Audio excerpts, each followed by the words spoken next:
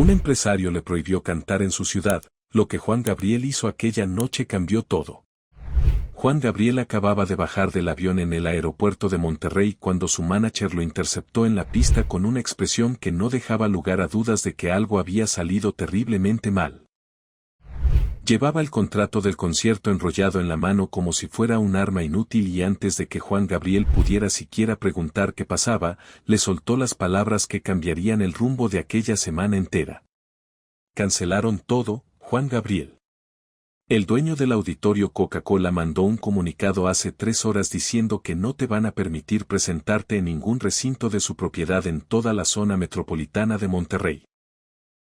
Juan Gabriel se detuvo a mitad de la escalerilla del avión con el sol de noviembre golpeándole el rostro y el aire seco del norte de México llenándole los pulmones. Detrás de él venían 3 músicos de su orquesta que también se detuvieron al ver la cara de su manager, entendiendo sin necesidad de explicaciones que algo grave estaba sucediendo. Los técnicos de sonido que habían viajado en otro vuelo ya estaban en tierra esperando instrucciones y los camiones con el equipo de iluminación llevaban conduciendo desde la Ciudad de México durante 14 horas para llegar a tiempo al montaje que ahora, aparentemente, no iba a ocurrir. Juan Gabriel miró a su manager directamente a los ojos con esa expresión que la gente cercana a él conocía bien, una mezcla de calma exterior y tormenta interior, y le hizo una sola pregunta con voz firme. ¿Quién dio la orden? Su manager tragó saliva antes de responder. Rodrigo Garza Villarreal. Es el empresario que controla prácticamente todos los espacios para eventos grandes en Monterrey y su área metropolitana. Tiene el auditorio Coca-Cola, el estadio universitario para eventos privados y conexiones con los dueños de al menos otros 4 recintos importantes. Su gente llamó a cada uno de ellos y les advirtió que si te rentan sus espacios, él personalmente se encargará de que no vuelvan a recibir ningún artista de las disqueras grandes. Lo que sucedió en las siguientes 72 horas se convertiría en una de las historias más extraordinarias sobre la tenacidad y el corazón de Juan Gabriel, una historia que los regiomontanos todavía cuentan con orgullo como la noche en que un artista le demostró a un hombre poderoso que la música no se puede encerrar con candado ni silenciar con amenazas. Y lo que nadie podía imaginar en ese momento, ni siquiera el propio Juan Gabriel, era que aquella prohibición terminaría provocando uno de los conciertos más emotivos e irrepetibles de toda su carrera, un concierto que no ocurriría en ningún auditorio lujoso sino en un lugar que nadie hubiera predicho jamás. Era el 14 de noviembre de 1993 y Juan Gabriel llegaba a Monterrey en la cúspide absoluta de su carrera. Ese año había sido demoledor en términos de éxito comercial y artístico. Su álbum Gracias por Esperar había vendido más de 3 millones de copias solo en México y las cifras en Estados Unidos y Centroamérica elevaban el total a casi 5 millones de unidades vendidas en menos de 8 meses, desde su lanzamiento. La gira que acompañaba ese disco había recorrido ya 37 ciudades con localidades agotadas en cada una de ellas, desde el Palacio de Bellas Artes en la Ciudad de México, donde había dado 4 funciones consecutivas con entradas agotadas semanas antes, hasta el Gibson Amphitheater en Los Ángeles, donde la comunidad mexicana había llenado las 9,000 butacas y dejado a más de 2,000 personas sin poder entrar. Las estaciones de radio de todo el país rotaban sus canciones cada hora y medio. Los periódicos lo llamaban el artista más taquillero de la década y los números respaldaban esa afirmación con contundencia. Solo en ese año había generado más de 80 millones de pesos en taquilla acumulada, una cifra que ningún otro artista mexicano había alcanzado jamás en un periodo de 12 meses. Monterrey era la 38ª parada de la gira y las boletas se habían agotado en un tiempo récord de 4 horas y 40 minutos cuando salieron a la venta 3 meses antes, con precios que iban desde los 200 pesos en la zona más alejada hasta los 8,000 pesos en las primeras filas del auditorio Coca-Cola, un recinto con capacidad para 15,000 personas que era el orgullo de la infraestructura cultural de la ciudad. Más de 15,000 personas tenían ya sus boletos comprados, muchas de ellas habían viajado desde ciudades cercanas como Saltillo, Linares, Monclova y hasta Laredo del lado texano de la frontera, y todas esperaban con la ilusión intacta de ver a Juan Gabriel esa noche del sábado, 16 de noviembre. El clima en Monterrey durante esos días de noviembre era ese frío seco característico del norte de México, con temperaturas que bajaban hasta los 11 grados por la noche y un cielo despejado que dejaba ver las estrellas con una claridad que la Ciudad de México, envuelta siempre en su bruma de contaminación, jamás permitía.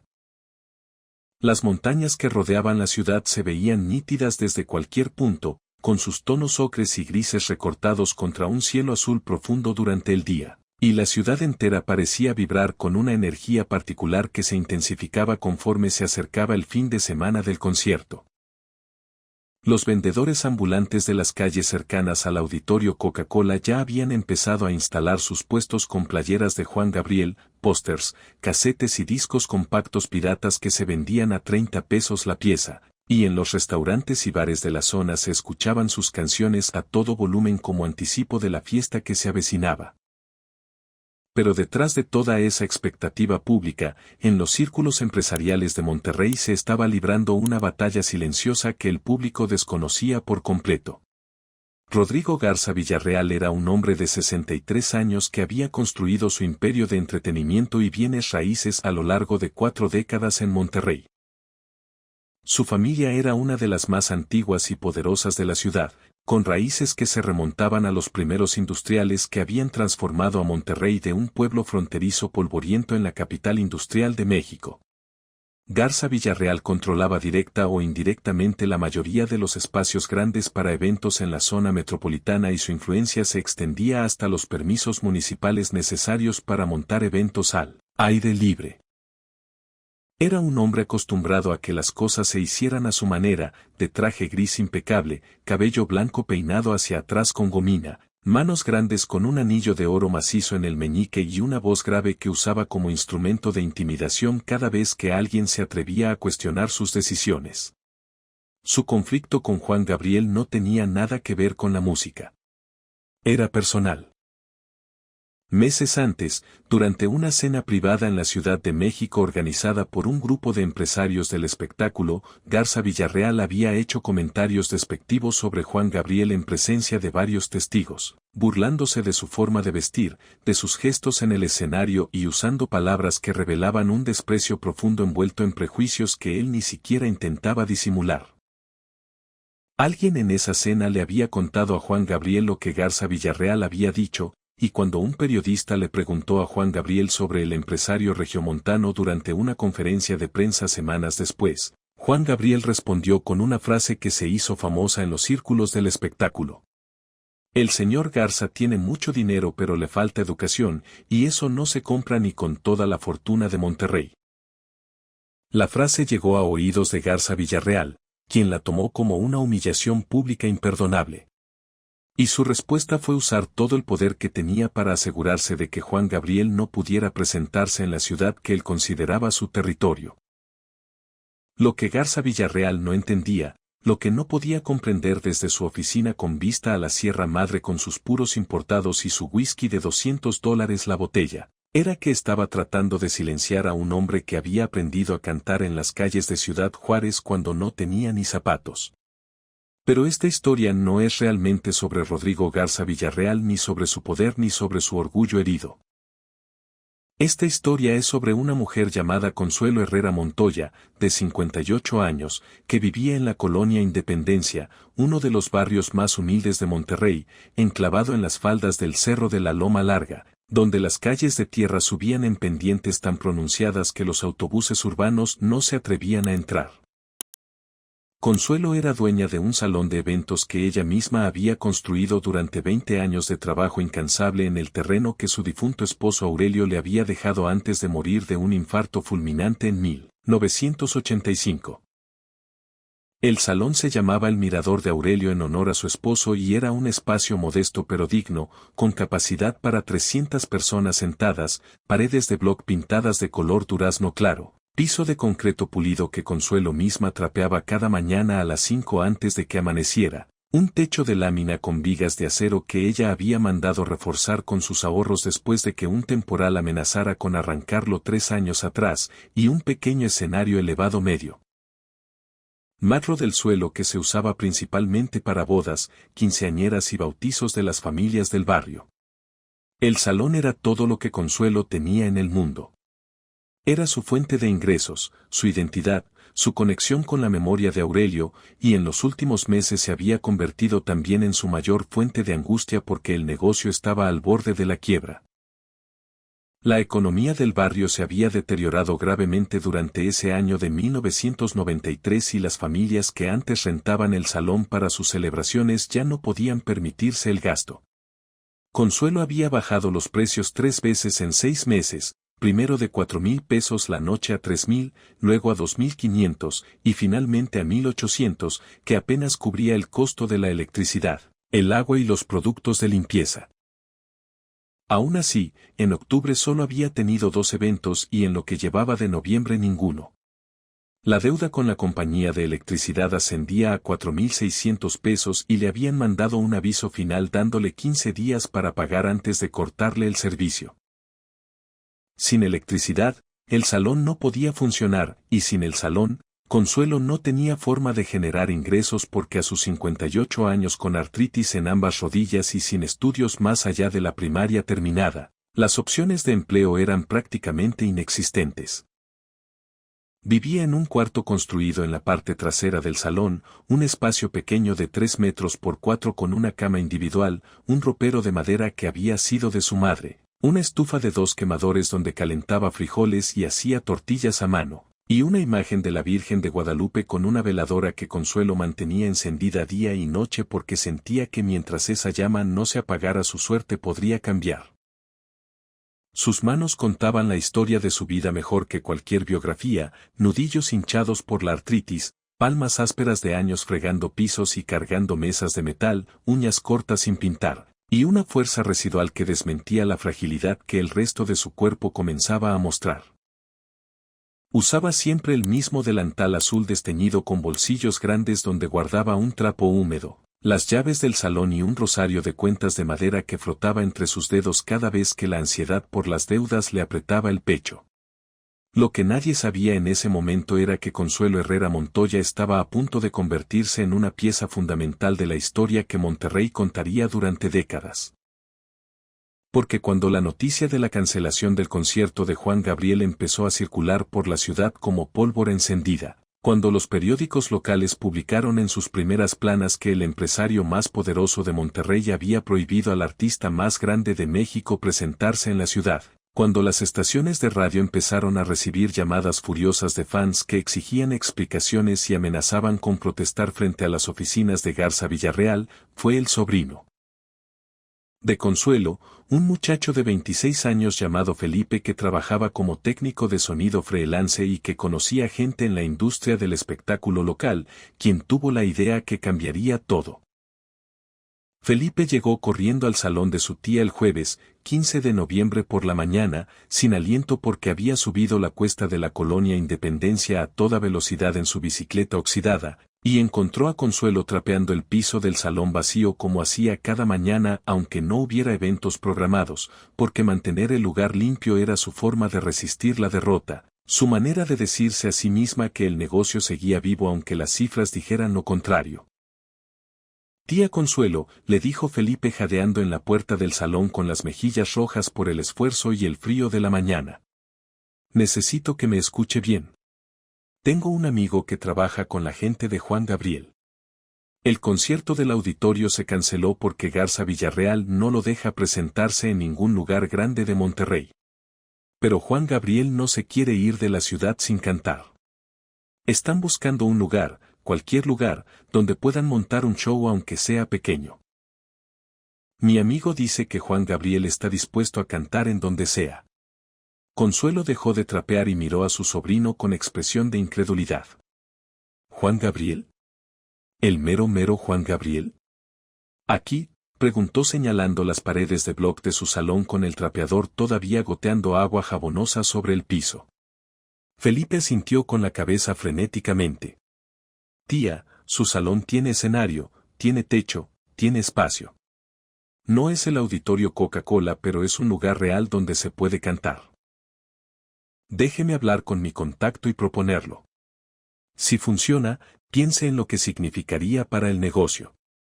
La gente hablaría del mirador de Aurelio durante años.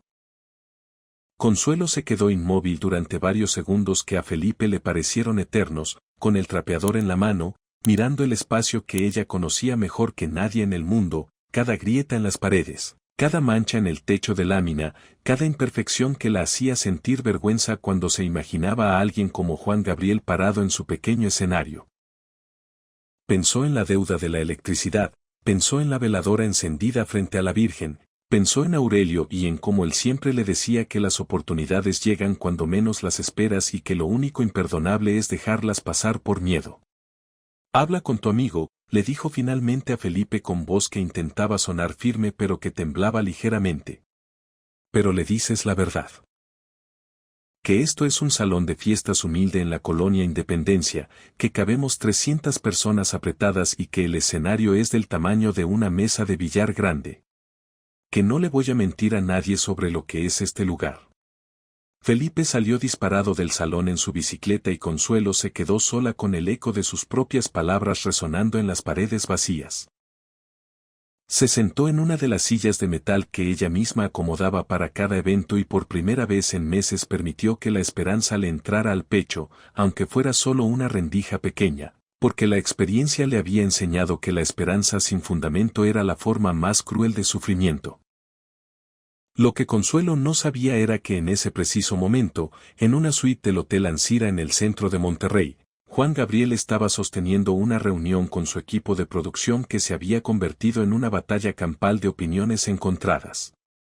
Su manager insistía en que lo más sensato era cancelar Monterrey por completo, volar de regreso a la Ciudad de México y reprogramar el concierto para una fecha futura cuando el problema con Garza Villarreal se hubiera resuelto. Los abogados del equipo hablaban de demandas y cláusulas contractuales y compensaciones millonarias que podían exigir.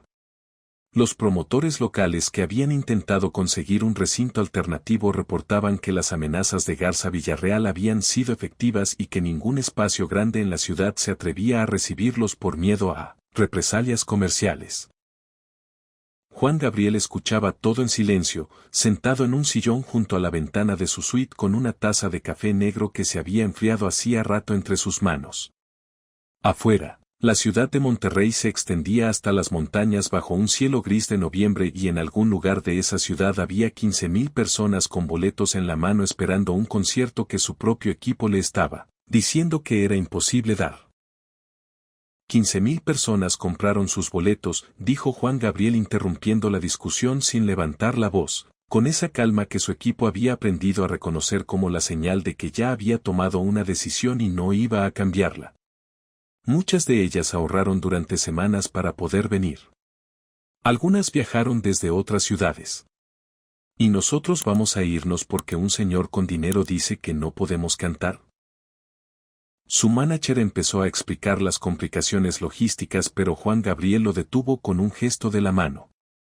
Busquen un lugar. No me importa si es un estacionamiento, un parque, una cancha de fútbol o el patio de una casa. Voy a cantar en Monterrey esta semana aunque tenga que hacerlo parado en la banqueta. Fue exactamente en ese momento cuando uno de los técnicos de producción, un joven regiomontano que había sido contratado localmente para apoyar con la logística del concierto cancelado, levantó tímidamente la mano y mencionó que un amigo suyo le había hablado de un salón de eventos en la colonia Independencia cuya dueña estaba dispuesta a ofrecerlo. El silencio que siguió a esas palabras fue denso como el aire antes de una tormenta. El manager de Juan Gabriel miró al técnico como si hubiera perdido el juicio. ¿Un salón de fiestas? ¿En la colonia Independencia? Juan Gabriel llena auditorios de 15,000 personas y tú quieres que cante en un salón de 300. Pero Juan Gabriel se inclinó hacia adelante en su sillón con un brillo en los ojos que su equipo reconocía como la chispa que precedía a sus decisiones más impredecibles y más geniales. 300 personas, repitió. Mis primeros conciertos fueron para 30. Cuéntame más sobre ese salón. El técnico, que se llamaba Marcos y que era precisamente el amigo de Felipe, el sobrino de Consuelo, explicó lo que sabía. Un salón modesto pero limpio, en un cerro con vista a la ciudad, propiedad de una señora viuda que estaba pasando por dificultades económicas. Juan Gabriel pidió la dirección y dijo que quería verlo personalmente antes de decidir nada. Su manager protestó, sus abogados protestaron, su jefe de seguridad protestó argumentando que la colonia Independencia no era zona segura para una celebridad de su nivel, pero Juan Gabriel ya se estaba poniendo de pie y buscando su chamarra, lo cual era su forma de decir que la discusión había terminado. Esa misma tarde del jueves, 15 de noviembre, una camioneta Suburban negra con vidrios polarizados comenzó a subir las calles empinadas y sin pavimentar de la colonia Independencia mientras los vecinos salían de sus casas a observar con curiosidad porque vehículos así no subían nunca hasta esa parte del cerro. Los niños dejaron de jugar fútbol en un terreno baldío para ver pasar la camioneta que levantaba polvo a su paso, las señoras que tendían ropa en los techos de sus casas se asomaron por encima de las bardas de bloc, y un grupo de hombres que jugaban dominó en la banqueta frente a una tiendita detuvieron su partida para intercambiar teorías sobre quién vendría en ese vehículo que parecía sacado de otra realidad. Cuando la Suburban se detuvo frente al mirador de Aurelio y Juan Gabriel bajó del asiento trasero, Consuelo Herrera Montoya estaba parada en la entrada de su salón con el delantal azul puesto, las manos mojadas porque estaba lavando los manteles del último evento que había tenido semanas atrás, y una expresión en el rostro que combinaba terror, incredulidad y una emoción tan intensa que tuvo que recargarse en el marco de la puerta para no perder el equilibrio.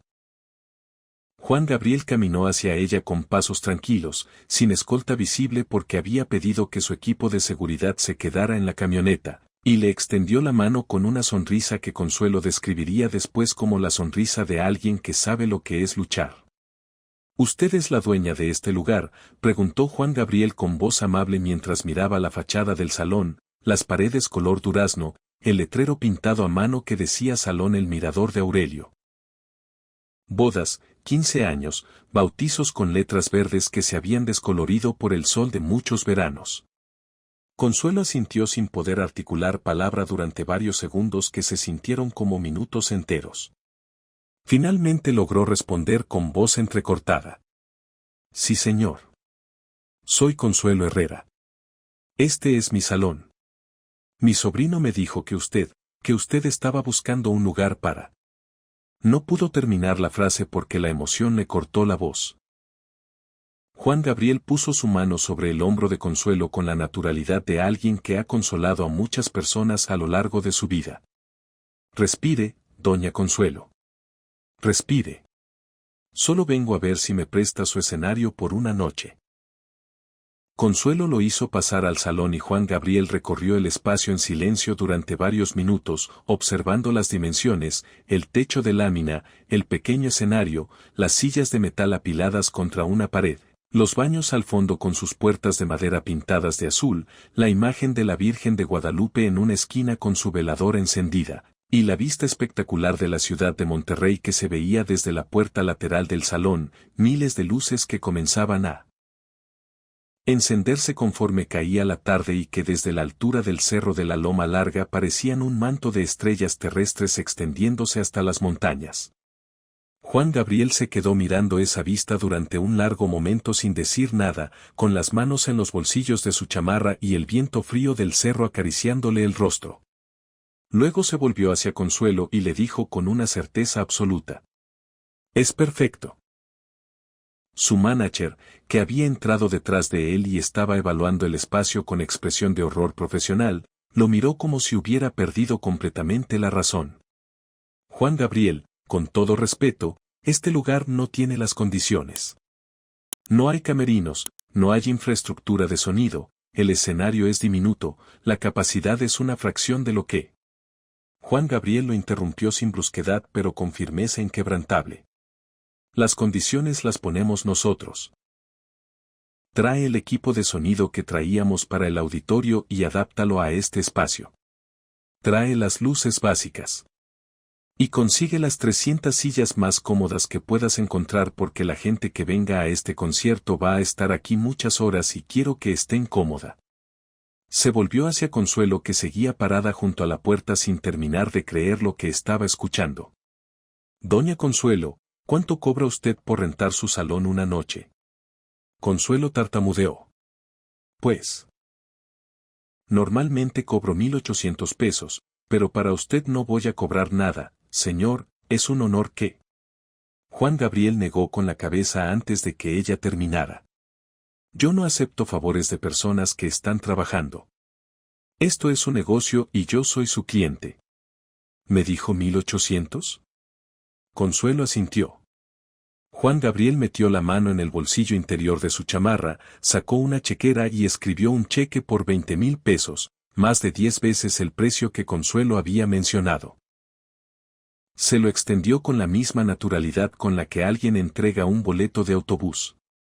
Esto es por la renta del sábado y por las molestias de preparar todo en tan poco tiempo, dijo. Y si alguien le pregunta, usted no me está haciendo un favor. Yo le estoy contratando un servicio. ¿Queda claro? Consuelo tomó el cheque con manos que temblaban tanto que tardó varios segundos en poder leer la cifra. Cuando finalmente procesó el número escrito en el papel, sus ojos se llenaron de lágrimas porque esa cantidad representaba no solo el pago de su deuda de electricidad sino varios meses de respiro económico que ella había dejado de creer posibles.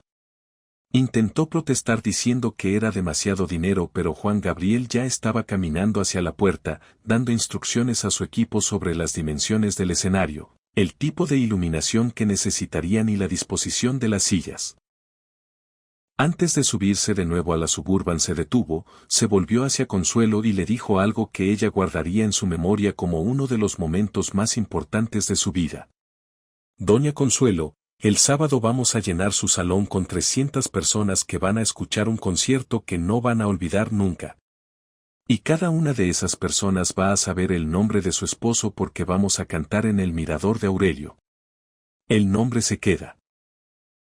Consuelo se recargó en la pared de su salón y lloró durante 20 minutos después de que la camioneta desapareció cuesta abajo levantando polvo en la calle de tierra. Y cuando finalmente pudo controlarse caminó hasta la imagen de la Virgen de Guadalupe en la esquina del salón, se arrodilló con el dolor familiar de la artritis quemándole las rodillas y agradeció en silencio mientras la veladora proyectaba sombras temblorosas sobre las paredes color durazno de un lugar que estaba a punto de vivir la noche más extraordinaria de su existencia. La noticia de que Juan Gabriel daría un concierto en un salón de fiestas en la colonia Independencia se filtró a las estaciones de radio de Monterrey la mañana del viernes, 15 de noviembre y la reacción fue inmediata y volcánica. Los locutores no podían creerlo. El artista más grande de México, el hombre que llenaba auditorios de 15.000 personas y estadios de 50.000, iba a cantar en un salón de 300 sillas en un cerro donde las calles ni siquiera estaban pavimentadas.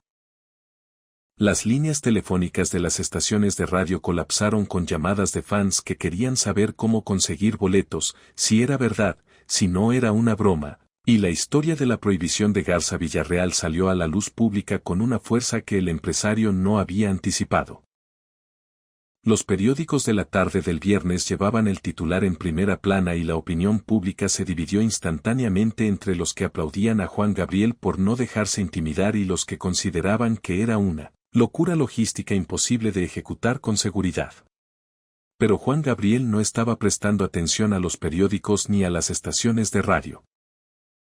Estaba en el Mirador de Aurelio supervisando personalmente la transformación del salón mientras su equipo de producción trabajaba contrarreloj para adaptar el espacio.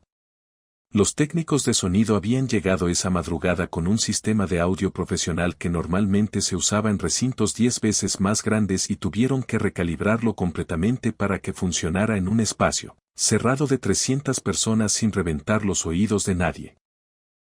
Los técnicos de iluminación instalaron un rig básico pero efectivo con luces cálidas que transformaron el techo de lámina en algo que, bajo el ángulo correcto, casi parecía un cielo estrellado. El pequeño escenario fue reforzado con plataformas de madera que los carpinteros del barrio construyeron durante la noche del jueves al viernes a cambio de boletos para el concierto, y cuando terminaron el escenario había crecido lo suficiente para albergar a Juan Gabriel con una sección reducida de su orquesta compuesta por 6 músicos en lugar de los 24 que normalmente lo acompañaban. Consuelo observaba todo desde una esquina del salón sin atreverse a intervenir pero sin poder apartar los ojos de la transformación que estaba ocurriendo en su espacio.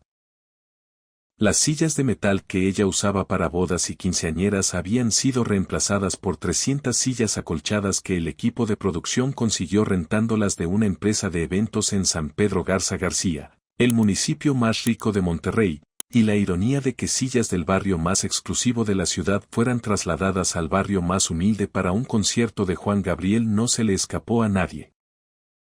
El sábado, 16 de noviembre llegó con un frío que cortaba la piel y un cielo tan limpio que las estrellas parecían clavadas con alfileres sobre la ciudad. Los 300 boletos para el concierto en el Mirador de Aurelio se habían distribuido de una manera que Juan Gabriel había diseñado personalmente y que revelaba mucho más sobre su carácter que cualquier entrevista que hubiera dado jamás. 100 boletos fueron reservados para vecinos de la colonia Independencia que nunca habrían podido pagar una entrada para un concierto en el Auditorio Coca-Cola. Otros 100 se distribuyeron entre fans que habían comprado boletos para el concierto cancelado y que fueron seleccionados por sorteo entre los miles que llamaron a la estación de radio pidiendo una oportunidad. Los últimos 100 se vendieron al precio original de las entradas más caras del auditorio, 8,000 pesos cada uno, y Juan Gabriel anunció que todo ese dinero, los 800,000 pesos de recaudación, irían íntegramente a un fondo para mejoras en la colonia Independencia, pavimentación de calles, arreglo de la escuela primaria y equipamiento del centro de salud comunitario que atendía a los residentes del cerro. Cuando la gente del barrio escuchó esto, la noticia se esparció de casa en casa como el aroma del café de olla que las abuelas preparaban por las mañanas. Y para el mediodía del sábado toda la colonia Independencia estaba en estado de efervescencia colectiva.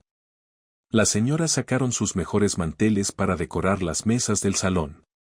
Los hombres limpiaron la calle de tierra que subía hasta el Mirador de Aurelio y colocaron piedras pintadas de blanco a los lados para marcar el camino. Los niños hicieron carteles de bienvenida con cartulinas de colores y los pegaron en los postes de luz que bordeaban la subida al cerro. Era como si todo el barrio se hubiera puesto de acuerdo, sin que nadie lo organizara formalmente, para demostrar que la colonia Independencia podía recibir al artista más grande de México con la dignidad que cualquier auditorio lujoso ofrecería.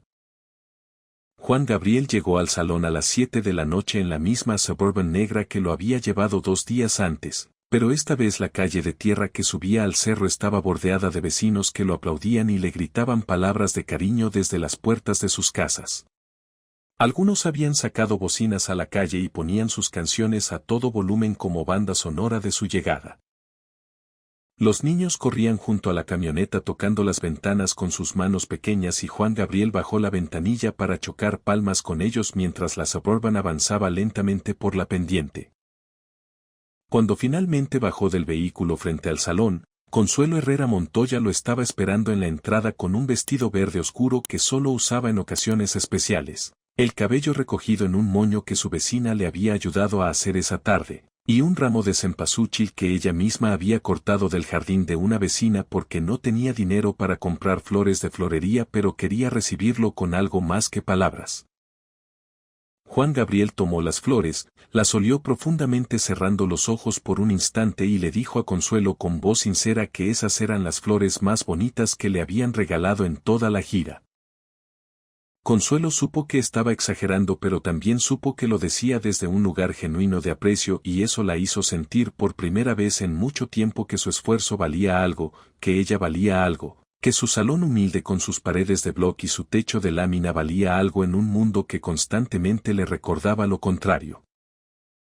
El concierto comenzó a las 9 de la noche con las 300 personas apretadas en el salón, el calor corporal de toda esa gente combatiendo el frío de noviembre que se colaba por las rendijas del techo de lámina, y una energía en el ambiente que varios de los músicos veteranos de la orquesta de Juan Gabriel describirían después como una de las más intensas que habían sentido en décadas de tocar en escenarios de todo el mundo.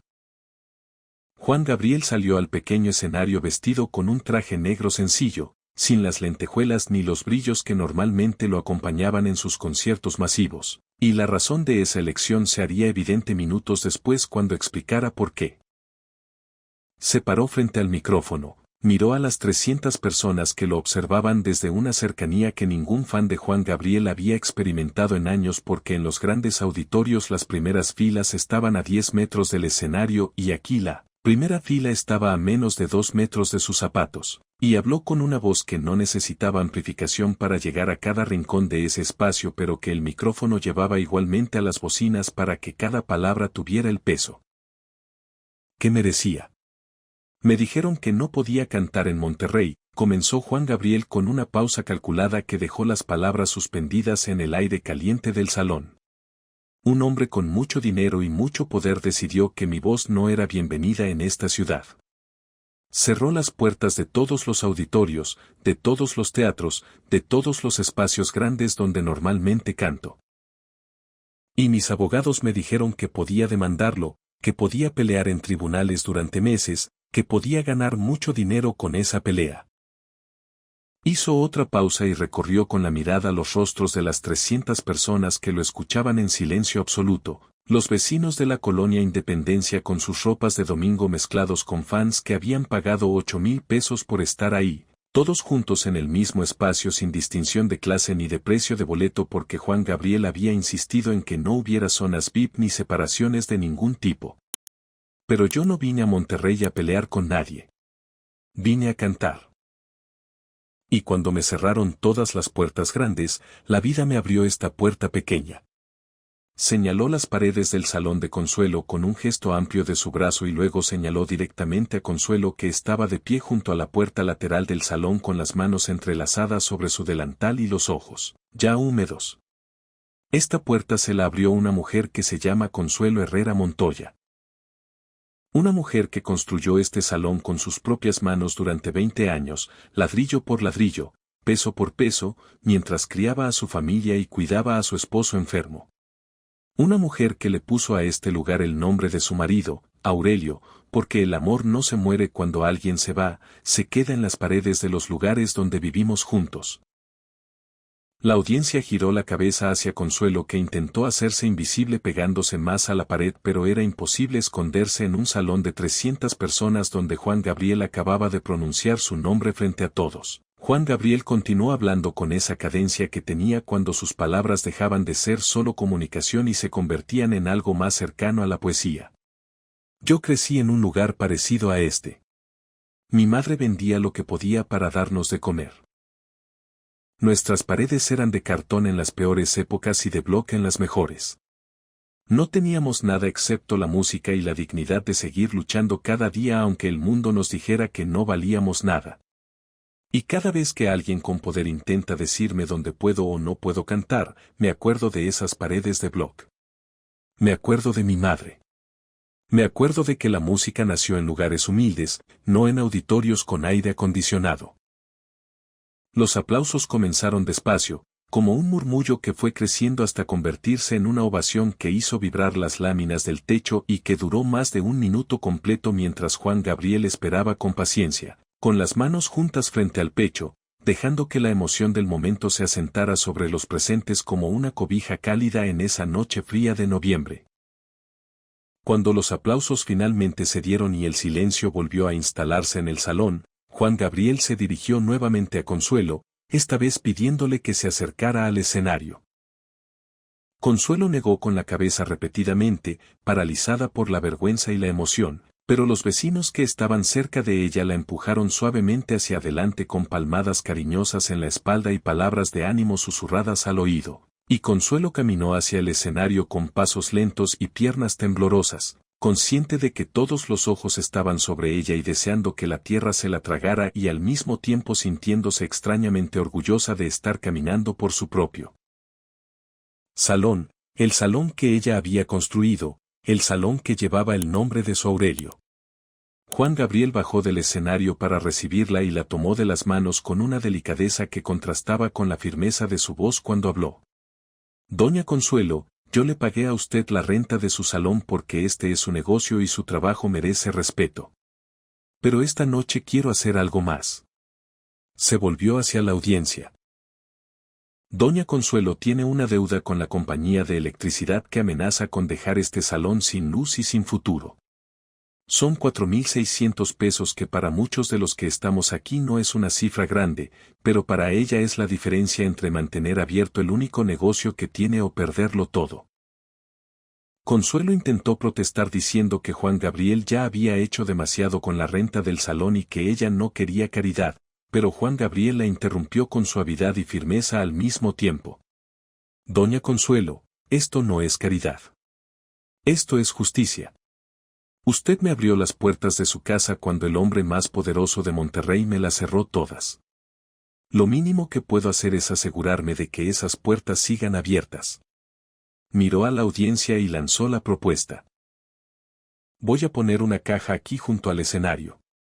Quien quiera ayudar a Doña Consuelo a pagar su deuda y a asegurar el futuro de este salón, puede dejar lo que guste durante el concierto o al salir. Nadie está obligado, nadie será juzgado por la cantidad, cada peso cuenta igual. Las manos comenzaron a levantarse inmediatamente. No fue un crecimiento gradual como en otros momentos similares. Fue instantáneo, como si las 300 personas hubieran tomado la misma decisión en el mismo segundo, una explosión silenciosa de brazos en el aire que a Consuelo le pareció un campo de flores brotando de la nada. Juan Gabriel sonrió al ver la reacción y pidió a uno de sus asistentes de producción que colocara una caja junto al escenario. Pero la gente no esperó al final del concierto. Antes de que la primera canción empezara, personas comenzaron a levantarse de sus sillas para caminar hacia la caja y depositar billetes. Algunos dejaban 20 pesos, otros 50, los que tenían más posibilidades dejaban 500 o 1000, y un hombre que estaba en la tercera fila y que resultó ser un empresario de San Pedro Garza García que había pagado 8,000 pesos por su boleto se levantó, caminó hasta la caja y depositó un sobre grueso que más tarde revelaría contener 50,000 pesos en efectivo.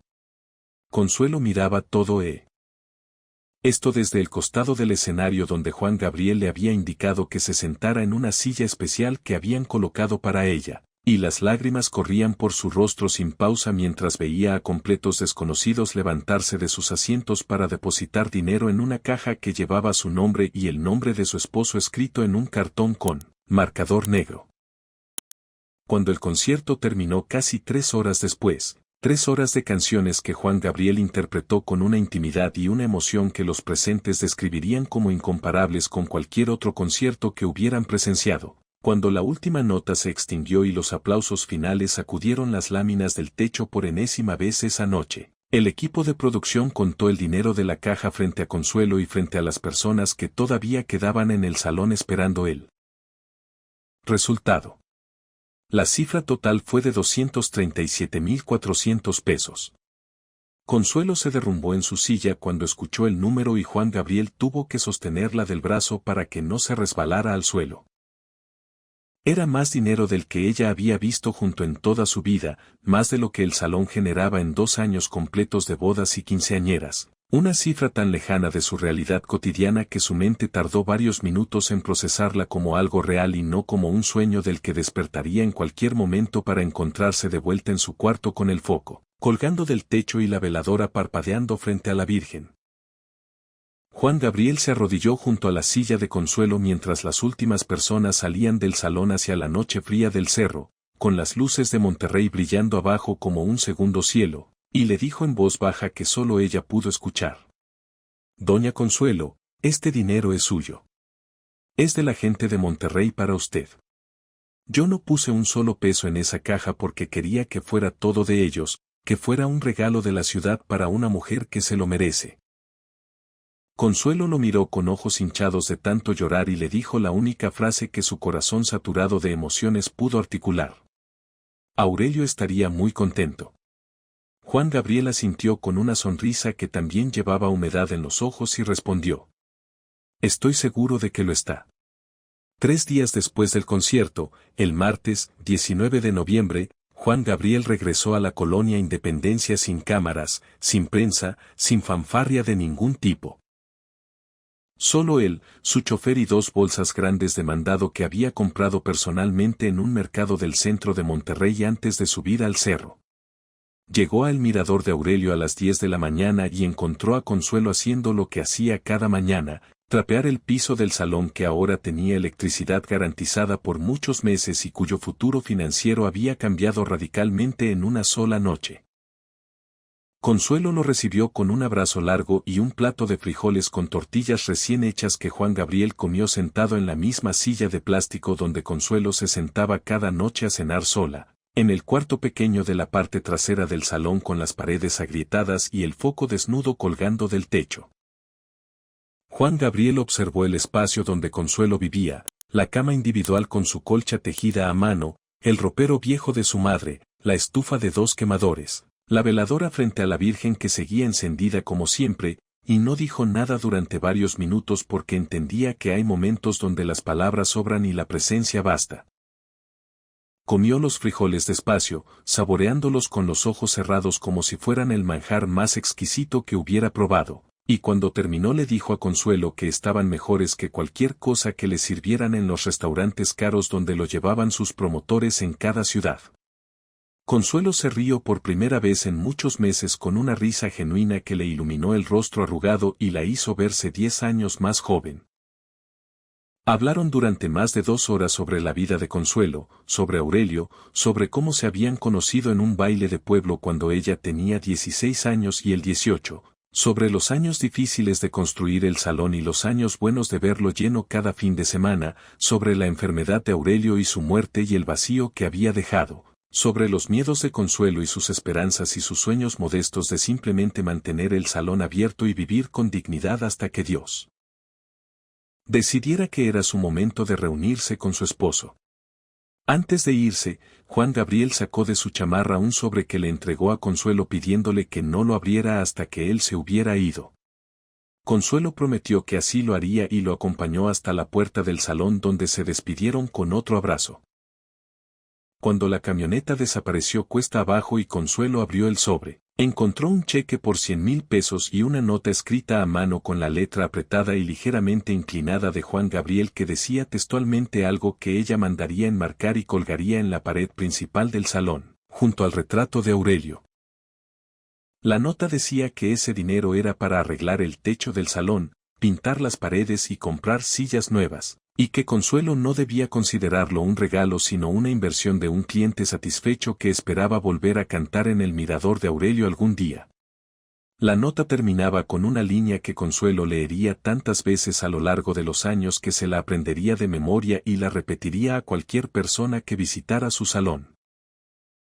Esa línea hablaba de que las puertas más importantes no son las más grandes sino las que se abren cuando todas las demás se cierran. La reacción de Rodrigo Garza Villarreal cuando se enteró de lo que había sucedido fue predeciblemente furiosa.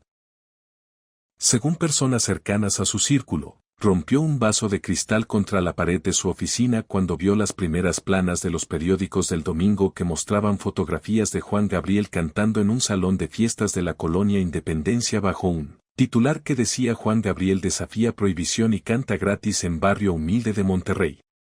La cobertura mediática fue devastadora para la imagen de Garza Villarreal. Los periódicos lo retrataron como el villano de una historia donde el héroe era un artista que había elegido la humildad sobre el orgullo, el pueblo sobre el poder, y un salón de 300 sillas sobre la guerra legal que podría haber ganado fácilmente. Las estaciones de radio recibieron miles de llamadas de apoyo a Juan Gabriel y de condena a Garza Villarreal.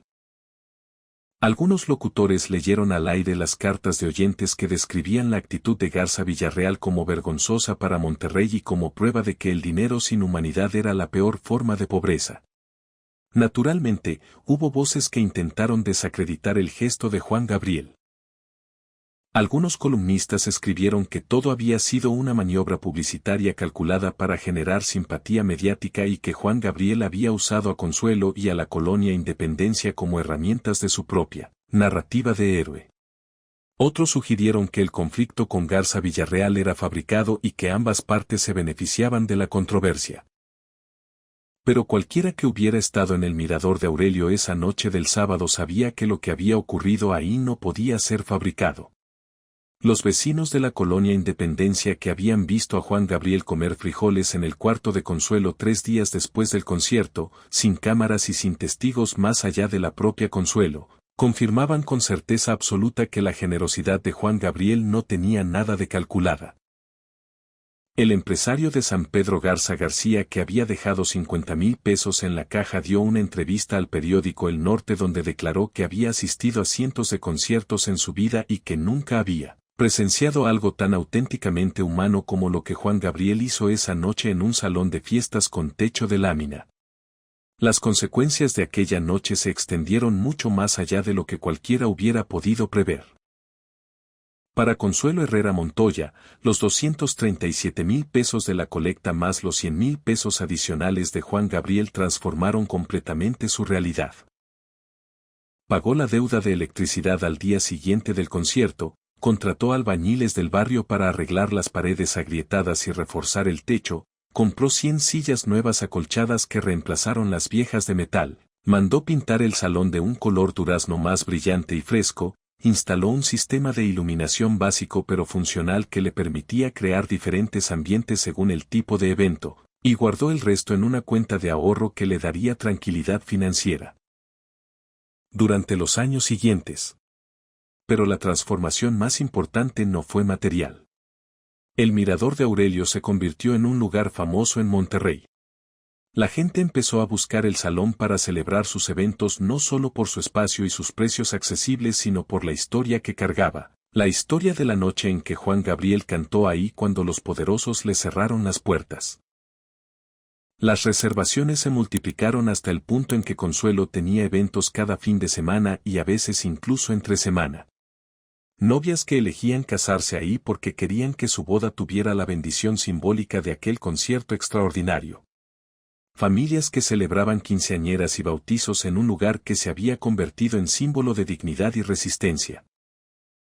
El letrero de salón El Mirador de Aurelio fue repintado con letras nuevas y debajo se añadió una placa pequeña de metal que Consuelo mandó hacer con sus propios ahorros y que decía simplemente la fecha de aquella noche de noviembre de 1993 y las palabras que Juan Gabriel le había dicho sobre las puertas que se abren cuando todas las demás se cierran. Juan Gabriel cumplió la promesa implícita de su nota. Regresó a cantar a Monterrey muchas veces en los años siguientes, siempre en grandes auditorios porque la disputa con Garza Villarreal se resolvió eventualmente cuando el empresario vendió sus propiedades a un consorcio nuevo que no tenía ningún interés en continuar conflictos personales. Pero cada vez que Juan Gabriel volvía a la ciudad hacía algo que su equipo de producción consideraba una excentricidad innecesaria pero que para él era un ritual irrenunciable. Subía a la colonia Independencia a visitar a Consuelo. A veces llegaba sin avisar y la encontraba barriendo la entrada del salón o preparando el espacio para un evento del fin de semana. Consuelo siempre le tenía frijoles y tortillas y él siempre se sentaba en la misma silla de plástico en el cuarto de la parte trasera y comía como si no existiera mejor restaurante en todo Monterrey. En una de esas visitas, ya entrado el año de 1997, Juan Gabriel encontró a Consuelo más delgada de lo habitual y con una tos persistente que ella trataba de disimular. Le insistió hasta que ella admitió que llevaba semanas sintiéndose mal pero que no había ido al médico porque no quería gastar dinero innecesariamente. Juan Gabriel la llevó personalmente a una clínica privada esa misma tarde, pagó todos los estudios y el tratamiento que resultó necesario, y la regañó con cariño por poner el dinero por encima de su salud. Doña Consuelo, el salón la necesita a usted viva y fuerte, le dijo. Las paredes se pueden arreglar pero usted no tiene repuesto. La historia del concierto en el Mirador de Aurelio se convirtió con los años en una de las leyendas más contadas sobre Juan Gabriel en el norte de México. Los 300 asistentes de aquella noche se convirtieron en portadores de una historia que crecía con cada repetición, no porque la exageraran sino porque cada vez que la contaban descubrían detalles que no habían apreciado en el momento, la forma en que Juan Gabriel había mirado a Consuelo cuando habló de las puertas que se abren, la emoción en su voz cuando mencionó a su madre, el silencio absoluto del salón cuando las primeras notas de la guitarra rompieron la tensión acumulada, la sensación de estar presenciando algo que trascendía un simple concierto y entraba en el territorio de esos momentos que definen la esencia de una persona. Los músicos que tocaron esa noche contarían en entrevistas posteriores que fue uno de los conciertos más memorables de sus carreras, no por la perfección técnica sino por la energía emocional del espacio, por la cercanía del público, por la sensación de que cada canción importaba de una forma diferente a como importaba en un auditorio de 15.000 personas donde la distancia entre el artista y la última fila era tan grande que la conexión se diluía inevitablemente. Aquí, en el mirador de Aurelio, Juan Gabriel podía ver los ojos de cada persona en el salón, podía ver las lágrimas formándose antes de que cayeran, podía sentir la respiración colectiva de 300 personas sincronizándose con el ritmo de sus canciones, y esa intimidad hizo que cantara de una manera que él mismo describiría después como más verdadera que cualquier concierto en un gran recinto. Consuelo Herrera Montoya vivió hasta los 74 años y murió en 2009 en el cuarto de la parte trasera de su salón, en la misma cama donde había dormido durante décadas, con la veladora frente a la Virgen todavía encendida y el retrato de Aurelio en la pared junto a la nota enmarcada de Juan Gabriel. El mirador de Aurelio siguió funcionando bajo la administración de su sobrina Gabriela, hija de otro hermano de Consuelo, quien mantuvo la placa conmemorativa en su lugar y siguió contando la historia a cada cliente nuevo que preguntaba sobre ella. Cuando Juan Gabriel murió en agosto de 2016, Gabriela organizó un evento especial en el salón donde proyectaron videos de sus conciertos y los vecinos de la colonia Independencia bajaron de sus casas para reunirse en el lugar donde, 23 años antes, un artista había elegido cantar en un salón de fiestas de 300 sillas cuando le cerraron las puertas de los auditorios grandes. Varios de los asistentes originales de aquella noche de 1993, ya mayores, con canas y arrugas que no tenían entonces, se sentaron en las sillas nuevas que Consuelo había comprado con el dinero de la colecta y recordaron con una mezcla de tristeza y gratitud profunda que ellos habían estado ahí, que habían visto con sus propios ojos lo que el resto del mundo solo conocía de oídas. Hoy, más de 30 años después de aquella noche en la colonia Independencia, la historia del concierto en el mirador de Aurelio sigue circulando entre los fans de Juan Gabriel como prueba de algo que va más allá de la generosidad individual o la rebeldía artística. Es la prueba de que la grandeza verdadera no necesita escenarios enormes ni luces espectaculares ni auditorios con capacidad para miles de personas. La grandeza verdadera cabe en un salón de 300 sillas con techo de lámina y paredes de bloc, en las manos temblorosas de una mujer que abre su puerta cuando todos los demás la cierran, en la decisión de un artista de cantar donde la gente lo necesita y no solo donde la industria lo permite. La grandeza verdadera se mide en frijoles compartidos en un cuarto pequeño, en deudas pagadas que liberan del insomnio a una viuda. En una nota escrita a mano que dice que las puertas más importantes no son las más grandes sino las que se abren en la oscuridad. Y cada vez que alguien sube las calles empinadas del Cerro de la Loma Larga en Monterrey y llega hasta el mirador de Aurelio, donde la placa de metal sigue colgada en la entrada con la fecha de aquella noche de noviembre y las palabras sobre las puertas que se abren, la historia vuelve a cobrar vida como si acabara de suceder. Como si Juan Gabriel todavía estuviera parado en ese escenario pequeño cantando para 300 personas con la misma pasión que ponía frente a 50.000, como si Consuelo todavía estuviera junto a la puerta con su delantal azul y sus ojos húmedos viendo cómo su salón humilde se convertía en el escenario más importante de la carrera de un hombre que nunca olvidó de dónde venía. Si esta historia te conmovió y tú también admiras la humanidad que Juan Gabriel llevaba dentro, suscríbete al canal para acompañar más historias como esta que celebran la generosidad y la dignidad detrás de una de las figuras más grandes de la música en español. Déjame un comentario contándome desde donde estás viendo este video porque nos emociona saber que en algún rincón del mundo alguien más está sintiendo lo que Juan Gabriel hacía sentir, que la música y la bondad no conocen fronteras ni distancias.